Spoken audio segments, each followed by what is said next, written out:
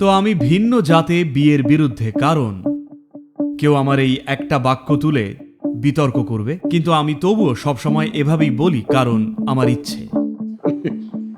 আমি ভিন্ন জাতে বিয়ের বিরুদ্ধে কারণ প্রথমত আপনি নিজের পরিচয়কে একটা জাতের সঙ্গে জোড়েন আর তারপর বলেন অন্য জাত। এটার প্রয়োজন নেই, কিন্তু একটা সামাজিক পরিস্থিতি আছে। তা হলো এই দেশে এই বর্ণপ্রথা যে এইভাবে চলে আসছে তার কারণ স্কিল বা দক্ষতা হস্তান্তরের একমাত্র উপায় ছিল এটাই। আজ তা অপ্রাসঙ্গিক। মানুষ আজও বর্ণ জাতপাত মানছে, তার আরেকটা কারণ হলো দেশে কোনো সামাজিক নিরাপত্তা নেই বলে।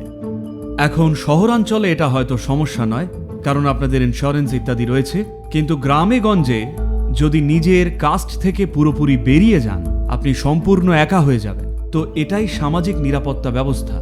এই সব ভিন্ন জাত বা কাস্টে বিয়ে করে বর্ণপ্রথা ধ্বংসের কথা ভাববেন না। যদি একটা যথাযথ সার্বজনীন সামাজিক নিরাপত্তার ব্যবস্থা বানান, বর্ণ জাতপাত স্বাভাবিকভাবেই বিলুপ্ত হবে। কাউকে ধ্বংস করতে হবে না, এটা এমনিই চলে যাবে।